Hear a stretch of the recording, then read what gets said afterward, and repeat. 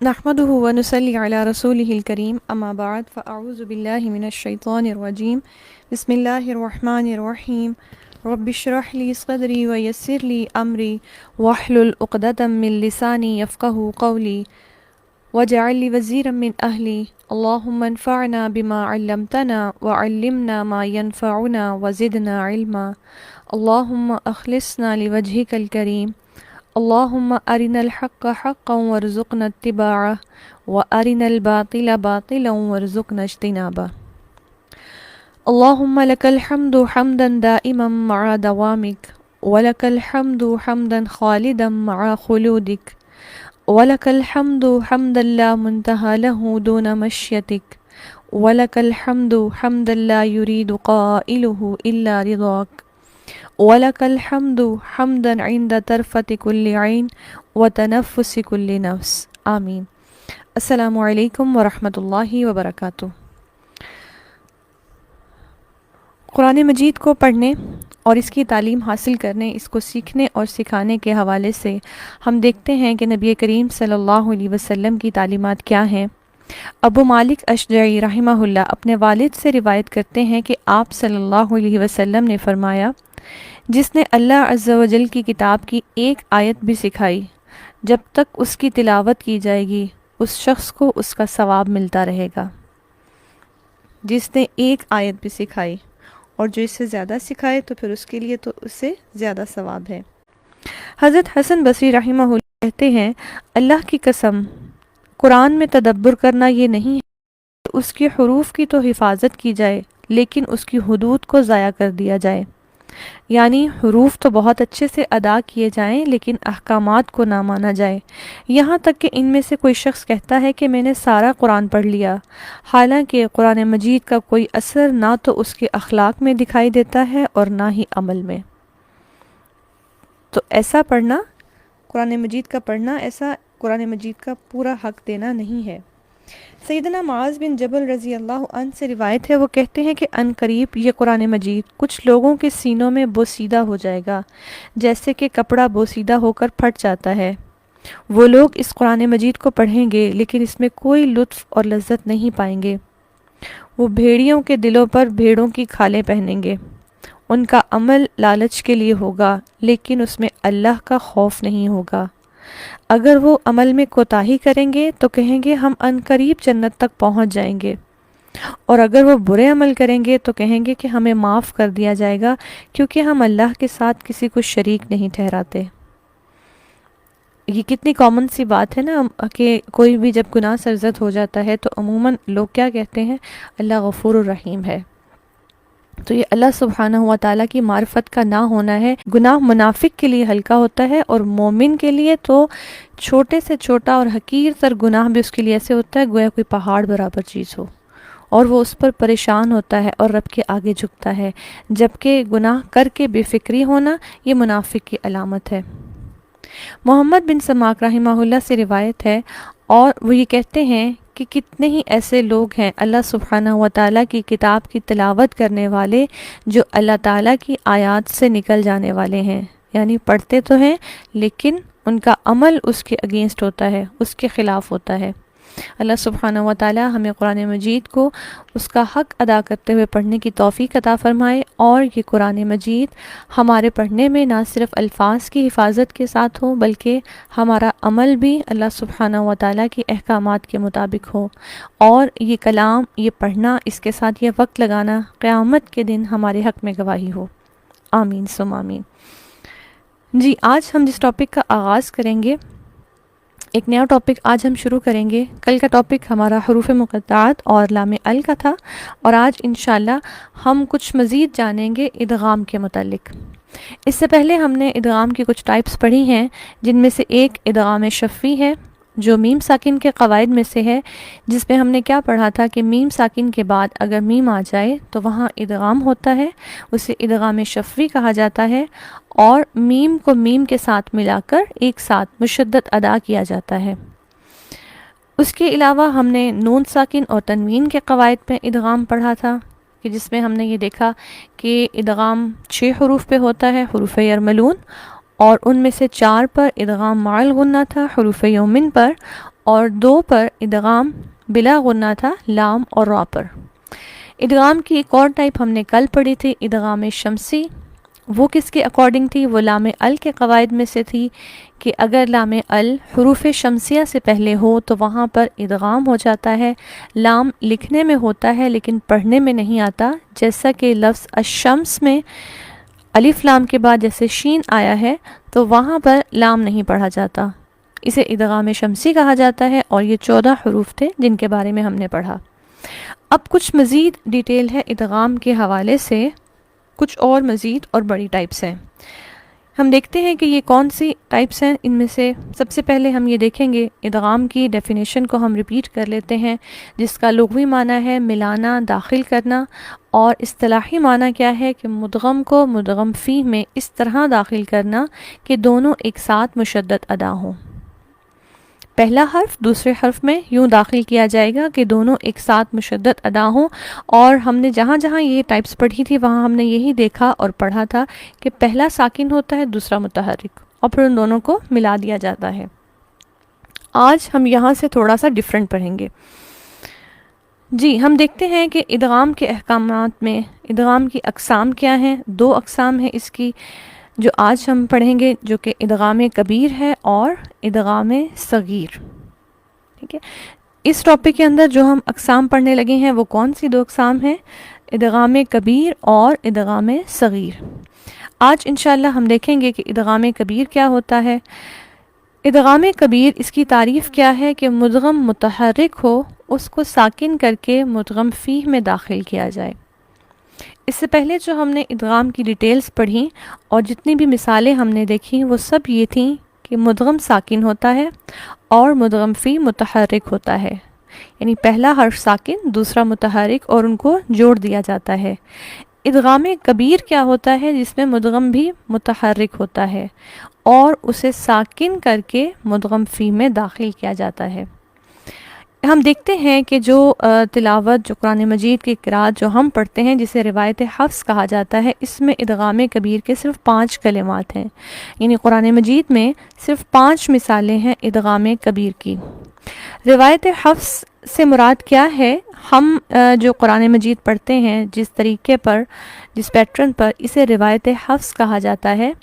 انشاءاللہ اللہ سبحانہ و تعالیٰ کی رحمت اور توفیق سے ہم جب کبھی علم القرأت کے بارے میں کچھ پڑھیں گے تو اس میں ہم یہ جانیں گے، نبی کریم صلی اللہ علیہ وسلم کی حدیث کا مفہوم ہے کہ قرآن مجید 7 حروف پر نازل کیا گیا، یعنی 7 ڈیفرنٹ انداز ہیں کہ جن میں قرآن مجید کی تلاوت کی جاتی ہے، اور علم القرأت پورا ایک علم ہے، ایک فن ہے، بہت ڈیٹیل ہے اور سیکھا جاتا ہے۔ جیسے ہم ایک بالکل بگنر سٹیپ پہ ہیں، ہم علم تجوید سیکھ رہے ہیں، ہم چھوٹی چھوٹی چیزوں سے اور مثالوں سے اور ایک ایک لفظ پڑھتے ہوئے قرآن پڑھنے کا ایک انداز سیکھ رہے ہیں، ایسے ہی قرآن مجید کو پڑھنے کے ڈیفرنٹ انداز ہیں۔ اسے کہا جاتا ہے روایت، اور آگے جن سے وہ منسوب ہوتی ہے ان کا نام ہوتا ہے، جس پیٹرن پہ ہم قرآن مجید پڑھتے ہیں اسے کہا جاتا ہے روایت حفظ۔ اور ہم دیکھتے ہیں کہ عموماً قرآن مجید کی ابتدا میں لکھا ہوا ہوتا ہے روایت حفظ۔ اس پڑھنے کے انداز میں صرف 5 مثالیں ہیں ادغام کبیر کی۔ ان مثالوں کو دیکھ لیتے ہیں جس سے بات مزید واضح ہو جائے گی کہ یہ 5 مثالیں کون سی ہیں۔ پہلی مثال قرآن مجید کا لفظ نعم، یہ لفظ قرآن مجید میں ایسے ہی موجود ہے اور ہم ایسے ہی پڑھتے ہیں، جبکہ در حقیقت یہ لفظ حقیقت میں کس طرح سے تھا؟ اس طرح سے نعیمہ ما، ٹھیک، پہلا میم بھی متحرک اور دوسرا میم بھی متحرک۔ اب یہ اس طرح سے کیسے تھا؟ قرآن مجید پڑھنے کے ایک دوسرے انداز میں، ایک دوسری روایت میں یہ لفظ اس طرح سے ہے، جبکہ روایت حفظ میں اس کو اس طرح سے پڑھا جاتا ہے۔ ہمارے پاس جو جس رسم الخط میں قرآن مجید لکھا ہوا ہے اس میں یہ لفظ ایسے ہی موجود ہوتا ہے، لیکن ہم اس ٹائم میں کیا پڑھ رہے ہیں کہ بیسیکلی یہ لفظ اس طرح سے تھا، جس کو ادغام کبیر کرتے ہوئے اس شیپ میں لایا گیا۔ یہ لفظ کیا تھا؟ نعمہ ما، دونوں میم متحرک تھے، پہلے میم کو ساکن کر کے دونوں کو اکٹھے ایک ساتھ ادا کرنے کے لیے تشدید لگا دی گئی اور یہ لفظ کیا بن گیا؟ نعمہ۔ ٹھیک ہے. اسی طرح دوسری مثال ہے مکنی. یہ مثال، یہ بھی لفظ قرآن مجید میں اسی انداز میں موجود ہے، لیکن حقیقت میں یہ کیسے تھا؟ مکننی. پہلا نون بھی متحرک تھا، دوسرا بھی متحرک تھا، لیکن روایت حفص میں کیا کیا گیا؟ ان دونوں کو ملا دیا گیا. پہلے کو ساکن کرتے ہوئے تشدید لگ گئی اور لفظ کیا بن گیا؟ مکنی. اس انداز میں یہ پڑھا جاتا ہے. تیسری مثال ہے لا تأمنا. یہ لفظ قرآن مجید میں ایسے موجود ہے، جبکہ حقیقت میں یہ کیسا تھا؟ لا تأمنونا. دو نون تھے، دونوں متحرک تھے. یہاں پہلے کو ساکن کرتے ہوئے دوسرے کے ساتھ مدغم کر دیا گیا، اس سے ملا دیا گیا، اور ادغام کرتے ہوئے یہ لفظ کیا بنا؟ لا تأمنا. چوتھی مثال ہمارے پاس کون سا لفظ ہے؟ تأمرونی.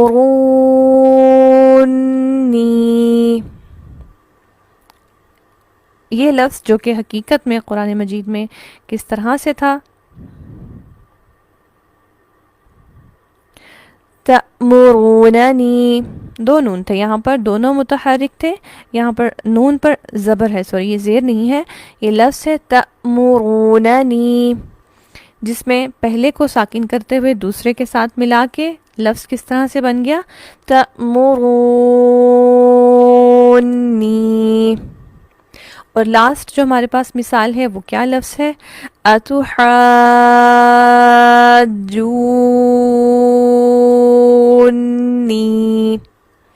جو کس طرح سے تھا؟ یہاں پر جونی، جو ہم نون پر تشدید پڑھ رہے ہیں، وہ لفظ کیا تھا؟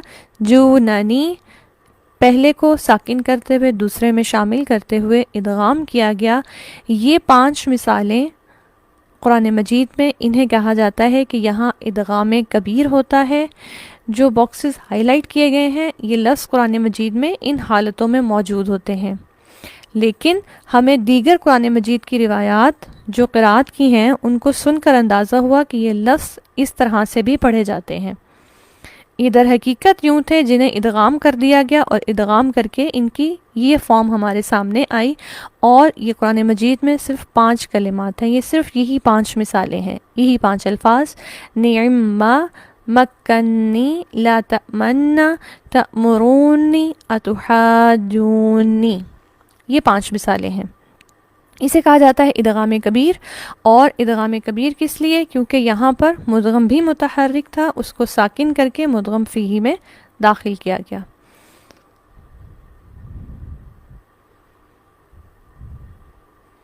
ادغام کبیر کے حوالے سے ہم دیکھتے ہیں کہ اس میں جو ایک مثال ہے لا تأمنا، 5 لفظ تھے، ان میں سے جو ایک لفظ ہے اس کے بارے میں آتا ہے کہ اس کو 2 مختلف طریقوں سے پڑھا جا سکتا ہے.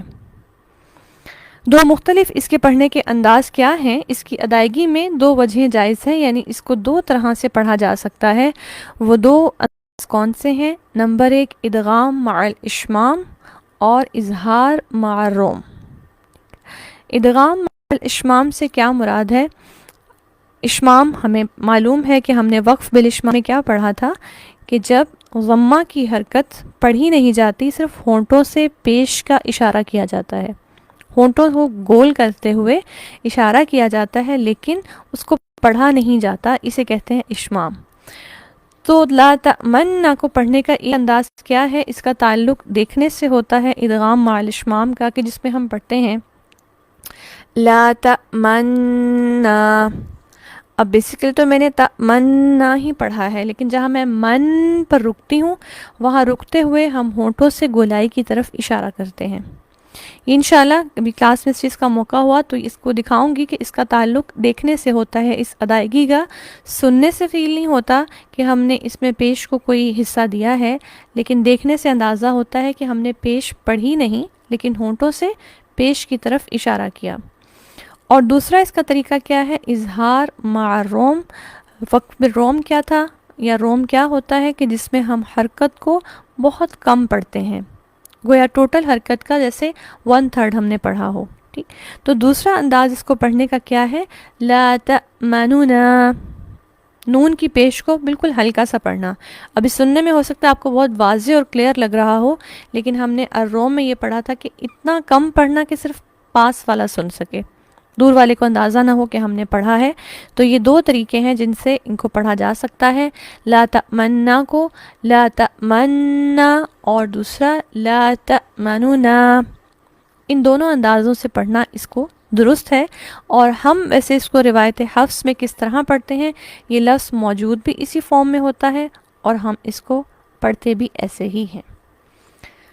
تو یہ ہے ادغام کبیر۔ اور ادغام صغیر پڑھنے سے پہلے ہم دو چیزیں مزید جانیں گے ادغام کے حوالے سے، کہ کیفیت کے اعتبار سے ادغام کی کچھ اقسام ہیں۔ کیفیت مینس اس کو پڑھتے ہوئے جو اس کا انداز ہے، وہ لفظ سننے میں کیسا ہو جاتا ہے، ادغام کی کیسی سننے کی کیسی فیلنگ آتی ہیں، اس اعتبار سے ادغام کی دو اقسام ہیں۔ کون کون سی؟ نمبر 1 تام اور نمبر 2 ناقص۔ تام کہتے ہیں مکمل ہونے کو، پورا ہونے کو، کمپلیٹ، ٹھیک ہے، اور ناقص کیا ہے؟ انکمپلیٹ، کچھ کمی جس میں رہ گئی، نقص سے ہے یہ لفظ، ٹھیک۔ تو کیفیت کے اعتبار سے ادغام کی دو اقسام ہیں، نمبر 1 تام اور نمبر 2 ناقص۔ تام کیا ہے ہم دیکھ لیتے ہیں، اس میں کمپلیٹ ہونا کس چیز کا ہے۔ تام کون سا ادغام ہے؟ جس میں مدغم کا مدغم فیہ میں اس طرح داخل ہونا کہ مدغم کی کوئی صفت باقی نہ رہے، ٹھیک ہے۔ تام کمپلیٹ، دونوں حروف اس طرح سے آپس میں مل گئے کہ جو پہلا دوسرے کے اندر داخل ہوا ہے اس نے اپنی ساری صفات دوسرے میں شامل کر دی، کوئی صفت باقی نہ رہے۔